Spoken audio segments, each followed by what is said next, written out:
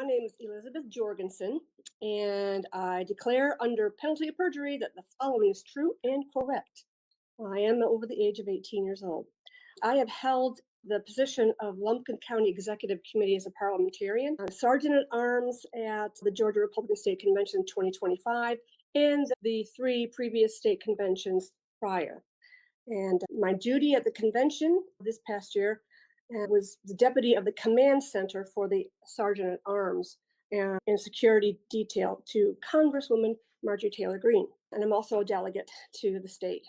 So being at these conventions, I'm no stranger to it. It's not my first rodeo.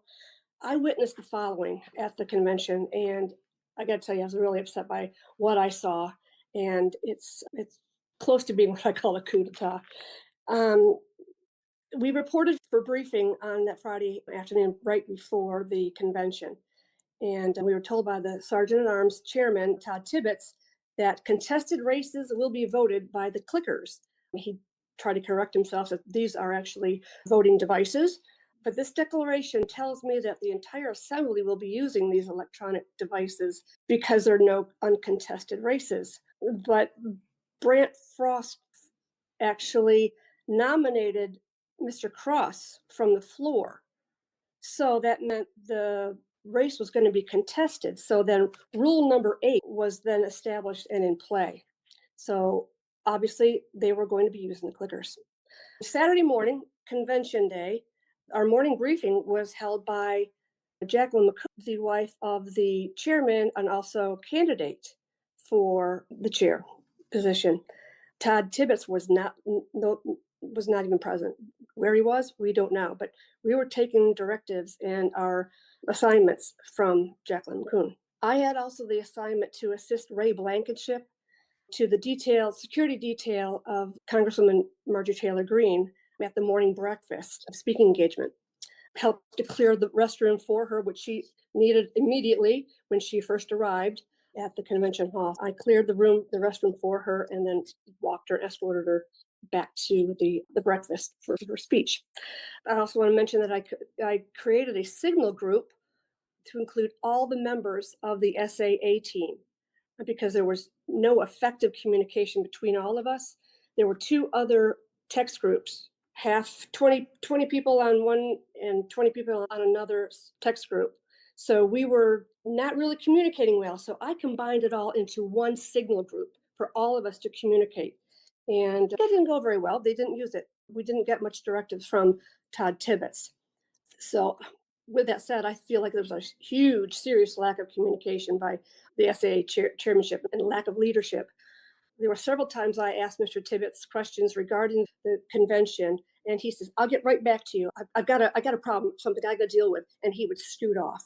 So he avoided all my questions. I need to mention that the last convention, I was assigned, the past 2 conventions before, I was assigned to the curtain, the green room behind the stage. So I was checking credentials all the time behind the scenes, behind the curtain. This year, he put me in the SAA room to take control of the communications. And I was really quite upset because I was isolated from everything on the floor, everything. So I said, "This is not right, Todd. This is not right. You got me here. This is not the best use of my talents." So then, therefore, we had other assignments that I was assigned to. But my first suspicions, this is number 6 bullet point. My first suspicions that something was going wrong was following Marjorie Taylor Greene's message to the crowd. Mr. Blankenship and I were behind the curtains where she was giving her message. After her message, she was doing pressers, and then she came back behind the curtain. It was myself, Marjorie, and Jim Tully, and we were all talking. I was only 3 feet from them, and I heard her say the following, and I quote, "If the convention rule stands as is, Josh will win." I was like, what? She followed this by saying, "This is hypocrisy. Okay, this will be different in 2026. This will change." But I'm like, what? How did she know? So I said, there's something in the rules. There's something in the rules that have to be addressed here. because she knew something was up. And I didn't have the rules yet. This was at 9:27. I actually went back in my text and I texted JJ and I said, JJ, something's not right here. I heard MGT say something that Josh is going to win if we adopt the rules as is. And I looked at the timestamp on that, and it was right around 9:37 or so. This is before she went to speak to the whole convention floor. So that was really bothering me.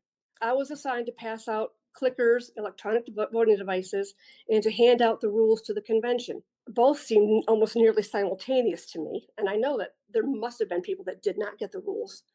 And that's also a violation. That's a violation of Robert's Rules of Order. These rules must be established before convention, as is the agenda. There was no agenda for state convention. That was the only agenda that we had was in the pamphlet that was handed out, the program that was handed out at convention to each one of the candidates and guests. And everybody who registered had these. Convention agenda ended at noon, according to this program. What was the agenda afterwards? What was a lunch? All of that. There was nothing. That's also another violation of Robert's Rule of Order. Let me see. There was no proposed agenda for the entire convention, another violation. There was no vote for the convention chair. It was assigned by party chair. And I witnessed anger by many of the people on the floor, a lot of people, because they felt forced to use the devices.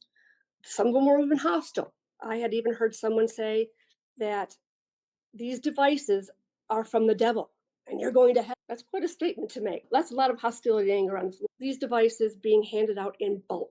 So here is a bundle of 10 devices. Take one and pass it down. You can't do that, but I witnessed that because you have to have credentials to have these voting devices. So that was all way wrong.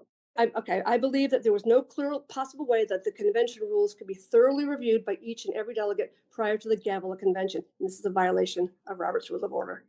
I was also told on the floor that we cannot read the rules. The floor lights were so dim. Eventually they were turned up. But if you can't read the rules, how can you vote on the rules? How can you vote them as is? That was a violation. That should have been, what is it called? Privilege. Okay, privilege. I witnessed a lot of contention at the microphones, a lot of anger and hostility. There was all chaos on the floor with the microphones. People hugging the mics for extended periods of time. Even mics were silenced. Microphones were turned off. You can't do that either. Everybody has a right to their voice. We have to remember that this convention is being held for the delegates, not for those organizing it. It was clearly one-sided to me. Now, I went to go try to find the chairman, the SAA chairman, Todd Tibbetts, for an issue that was happening. I was hearing that there was cars being towed. Delegates' cars were being towed out in the parking lot. And please go address this. Please find out what's going on. How am I going to be able to vote if I'm going to find out what my car is being towed? So I went to try to find Mr. Tibbetts during this time. And I also found the manager of the property, and they said, we're not towing any cars. But meanwhile, in my absence, I had missed my opportunity to vote. I never was able to vote. I felt disenfranchised, very disenfranchised. I never got to vote for chairman. Mr. Bill Consiglio, a fellow SAA on our team, was assigned to the deputy to the voting devices, but yet no one was assigned deputy to the paper ballots. Why is that? Was that already established? My guess is it was. So because rule number 8 was in play, there would be no paper ballot option. And rule number 9 was violated. I witnessed one speaker, Ms. Catherine James, the immediate past chairman, my past chairman of Lumpkin County, who campaigned for Mr. McCoon. It was said that there were others who also stumped for Mr. McCoon, but I didn't have the opportunity to listen thoroughly. I really want there to be an investigation, a thorough investigation for the right reasons here. Otherwise, we're all going to be disenfranchised. And Marjorie Taylor Greene is right. This is hypocrisy. How can we ever trust the system again? We have a constitution, state constitution, and a federal constitution, and we should be abiding by these rules and by these laws. And when we go breaking the laws on our own party, I'm out. So when we returned from Dalton Convention, I decided that how can I do, as a parliamentarian, how can I serve and uphold laws and rules if my own party can't do the same thing?